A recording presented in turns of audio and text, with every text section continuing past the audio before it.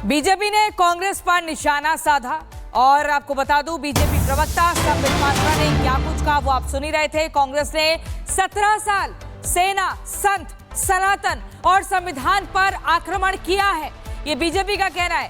कांग्रेस सनातन को मिटा नहीं पाएगी, कभी भी ये सपना कांग्रेस का पूरा नहीं हो पाएगा। सेना, संत, सनातन पर कांग्रेस ने जमकर हमला किया, भगवा और हिंदुओं को आतंकवादी कहकर संबोधित किया। 17 साल कांग्रेस ने सेना पर आक्रमण किया, ये बीजेपी ने कहा। क्या कुछ कह रहे हैं आपको सुनवाते हैं। ये जो पूरा प्रक्रिया हुआ है मालेगांव के ब्लास्ट का, 17 वर्षों बाद निर्दोष घोषित किए गए हैं। जो साथी निर्दोष घोषित किए गए हैं भारतवर्ष के, उनमें से एक सेना में है, उनमें से एक साध्वी है। सेना, संत, सनातन और संविधान, इन चारों पर कांग्रेस पार्टी ने 17 वर्षों तक आक्रमण किया। कांग्रेस पार्टी ने एक सुनियोजित ढंग से 17 वर्षों तक सेना, संत, सनातन और संविधान, इनके ऊपर निरंतर आक्रमण किया, मगर सत्यमेव जयते, अंत में सत्य की ही जीत होती है और सत्य की ही जीत हुई है। और महाराष्ट्र के मालेगांव केस को लेकर जिस तरीके से एनआईए की स्पेशल कोर्ट ने सभी 7 आरोपियों को बरी कर दिया है, इसी के बाद में अब पूर्व एटीएस अधिकारी जो कि इस ब्लास्ट की जांच में शामिल थे, उन्होंने कुछ ऐसे बड़े खुलासे किए हैं जिसके बाद इन खुलासों ने सभी को चौंका कर रख दिया है। आपको दिखाते हैं इस रिपोर्ट के जरिए।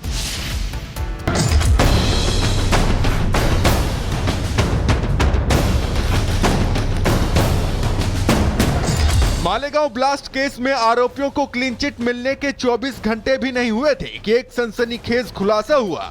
खुलासा मालेगांव ब्लास्ट केस में हिंदू आतंकवाद की फेक थ्योरी को लेकर। खुलासा आरएसएस के एक बड़े पदाधिकारी को फंसाने और गिरफ्तार करने की साजिश का। खुलासा एक बड़े पुलिस अधिकारी के आदेश से मालेगांव ब्लास्ट केस में हिंदूवादी संगठनों का नाम घसीटने का। और यह खुलासा किसी और ने नहीं बल्कि उस शख्स ने किया है जो इस मामले की जांच का हिस्सा था, जो एटीएस का पूर्व अधिकारी रह चुका है। नाम महबूब मुजाफर, पूर्व एटीएस अधिकारी। महाराष्ट्र एटीएस के पूर्व अफसर महबूब मुजावर के सनसनीखेज खुलासे ने सभी को चौंका दिया है। मुजावर के मुताबिक संघ प्रमुख मोहन भागवत को गिरफ्तार करने का आदेश था। परमवीर ने भागवत को गिरफ्तार करने का आदेश दिया था। भगवा आतंक की कहानी बनाने को कहा गया था। ऐसी बात बोले तो मेरे को जो मेरे वरिष्ठ अधिकारी है, मेरे बॉस जो थे परमवीर सिंह थे और उसके ऊपर के अधिकारी थे, उनका आदेश था उनको मोहन भागवत को उठा के लाओ, ऐसा था। और तब उस वक्त भगवा आतंकवाद का कंसेप्ट चल रहा था मीडिया के अंदर, और ये जो झूठे काम करने के लिए मेरे को बोला तो मैंने नहीं किया। उसकी मेरे को सज़ा मिली, झूठा काम नहीं करने से मेरे को अटक किया गया, जेल में डाला गया। मुजावर का कहना है कि भगवा आतंकवाद की स्क्रिप्ट पहले से लिखी जा चुकी थी। कुछ राजनीतिक शक्तियों के इशारे पर एटीएस को एक खास दिशा में जांच करने के लिए मजबूर किया गया था। एटीएस को मालेगांव ब्लास्ट केस में भगवा एंगल देने का हुक्म सुनाया गया था और ये हुक्म कोई और नहीं बल्कि परमवीर सिंह दे रहे थे। परमवीर सिंह ने न सिर्फ इस केस में हिंदूवादी संगठनों को घसीटने का प्लान तैयार किया था, बल्कि आरएसएस प्रमुख मोहन भागवत को भी गिरफ्तार करने की तैयारी की थी। गया मैं नागपुर को, इंदौर को गया, नागपुर को गया, फिर क्या आया, कर्नाटक में गया। कर्नाटक पूरा बिदर, तुम्हारा जलगांव, बेलगांव, गोकाक, ये ठिकान पे भी मैंने गया। तो मैं सोलापुर में नहीं था तो मेरे पे गुना दाखिल किया सर, वो भी 6 महीने के बाद। ये सब चल रहा था तो सब खत्म होने के बाद ध्यान में आया ये परमवीर सिंह के कि बाबा इसको सब गोपनीयता मालूम है, इसको कहीं तो दबा के रखना चाहिए। पूर्व एटीएस अधिकारी महबूब मुजावर का खुलासा कितना गंभीर है, इसका अंदाजा इसी से लगाया जा सकता है कि इस मामले पर महाराष्ट्र के सीएम देवेंद्र फडणवीस ने कांग्रेस को कटघरे में खड़ा किया। उन्होंने कांग्रेस को हिंदू आतंकवाद की फेक थ्योरी गढ़ने के लिए आड़े हाथों लिया। ये हिंदू आतंकवाद की पूरी थियरी तैयार की गई लोगों को अरेस्ट किया गया और हिंदुत्ववादी और राष्ट्रीय स्वयंसेवक संघ के अधिकारी पदाधिकारी इनको टारगेट करने का ये षड्यंत्र था। पूर्व एटीएस अधिकारी महबूब मुजावर के खुलासे के बाद अब सबसे बड़ा सवाल यह है कि भगवा आतंकवाद की थ्योरी गढ़ने के पीछे कितने चेहरे थे। परमबीर सिंह को इस केस में मोहन भागवत को फंसाने का आदेश किसने दिया था, और उससे भी बड़ा सवाल ये कि पूर्व एटीएस अधिकारी महबूब मुजावर के बयान को आधार बनाकर परमबीर सिंह को जांच के दायरे में लाया जाएगा। क्या मालेगांव ब्लास्ट केस के पीछे छिपे उन किरदारों को सामने लाया जाएगा जिनकी वजह से 7 लोगों की जिंदगी तबाह हो गई। Bureau report, Republic Bharat. संघ प्रमुख मोहन भागवत को फंसाने की साजिश के मामले को लेकर आरएसएस प्रचारक मकरंद मूले ने रिपब्लिक भारत से बातचीत की है। क्या कुछ कहा है, सुनिए। आप सभी को मालूम है संघ का जो स्वभाव है और संघ का वो जो स्वरूप है, संघ भारतीय विचारधारा और भारतीय संस्कृति का नेतृत्व करता है। दलगत राजनीति में नहीं है लेकिन राष्ट्र नीति में जरूर है, और इसी के कारण कल से जो बातें आ रही है और उजागर जा रही है, संघ के जो प्रमुख है, संघ के जो सरसंघ चालक है डॉक्टर मोहन जी भागवत, उनका नाम आ रहा है और उनके खिलाफ उनका नाम ले लो। ये केवल जिनको दोषी माना गया था, करार दिया गया, उनके ऊपर नहीं था दबाव। जो जांच अधिकारी थे, जांच जो कर रहे थे, उनको भी कहा गया कि आप ऐसी रिपोर्ट बनाओ कि उनका नाम आ जाए। तो सोचिए कितने क्या क्या हो रहा था।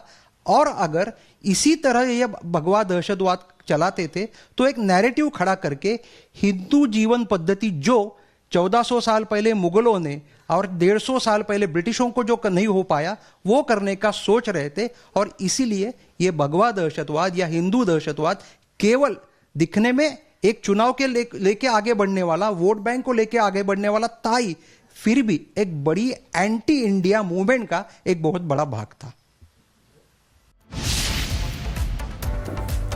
और आगे बढ़ते हैं। मालेगांव ब्लास्ट पर पूर्व एटीएस के अधिकारी ने जो बड़े खुलासे किए हैं, इस पूरे मामले को लेकर केंद्रीय मंत्री रामदास अठावले ने क्या कुछ कहा है वो भी सुनिए। एटीएस के अधिकारी ने जो मालेगांव बम ब्लास्ट में जो कुछ लोग हिंदू समाज के पकड़े गए थे और उसमें मोहन भागवत का भी नाम ले लो, इसी तरह का दबाव शायद उस सरकार की तरफ से हो सकता है, लेकिन उन्होंने माना नहीं, ऐसा बोल रहे हैं। लेकिन जो दूसरे लोगों को पकड़ा है उसके बारे में भी उन्होंने सोचना चाहिए था कि अपनी वर्दी अपने पास है। तो तस्वीरें हम आपको लगातार दिखा रहे हैं और आपको बता रहे हैं, देखिए किस तरीके से लगातार ये बड़ा सवाल है कि भागवत को फंसाने की कोशिश ये किसकी थी, भगवा आतंक का झूठ क्यों फैलाया गया, और अब इस पर कांग्रेस ने यू टर्न क्यों कर लिया है। जब कांग्रेसियों से बार बार ये कहा जा रहा है कि माफी मांगो, तो इस पर वो लगातार अपने बयान को भी बदल रहे हैं। तो लगातार ये बड़ा सवाल है कि आखिर कौन आरएसएस प्रमुख मोहन भागवत को फंसाना चाहता था। आप देखिए बीजेपी सांसद अरुण गोविल ने अब क्या कुछ कहा है वो आपको सुनवाते हैं। भगवा और सनातन ये आतंकवादी नहीं हो सकते। इनका आतंकवाद के साथ ना कोई रिश्ता पहले था और ना अब है और ना आगे भी होगा कभी भी। ये दोनों बहुत पवित्र शब्द हैं और आतंकवाद जो है बहुत ही नापाक शब्द है। और वहीं बीजेपी नेता मुख्तार अब्बास नकवी ने भी इस पूरे मामले को लेकर क्या कुछ कहा है। उनकी ओर से साफ कहा गया है कि कांग्रेस की तरफ से बड़ा षड्यंत्र रचा गया, हिंदू नेताओं को बदनाम करने की एक साजिश की गई। सुनिए। इसके अधिकारी ने एक बयान दिया है, उन्होंने बड़ा बयान दिया और बहुत बड़ा दावा किया कि जो पूर्व अधिकारी थे उन्होंने उन पर दबाव बनाया कि आरएसएस प्रमुख मोहन भागवत को गिरफ्तार करना है, और ये जो नैरेटिव गढ़ा गया था, शगुफा गढ़ा गया भगवा आतंक का, वो पूरी तरह से फेक है। मैं आपको बताऊं, जिस वक्त ये घटना हुई लगभग 12 साल पहले की बात होगी, उस समय जो है वो चाहे समझौता हुआ हो, चाहे वो मक्का मस्जिद का हुआ हो, तो उस वक्त पार्टी की एक टीम, मैं जनरल सेक्रेटरी था उस वक्त, जो है वो साहब सिंह वर्मा साहब थे और भी सीनियर लीडर्स थे, वो दोनों जगहों पे खुद गए थे हम लोग। जहाँ समझौता का एक्सप्रेस का जो है वो ब्लास्ट हुआ था वहाँ पर भी गए थे और मक्का मस्जिद के उसमें भी। और उस वक्त भी ये बातें आई थी कि एक बहुत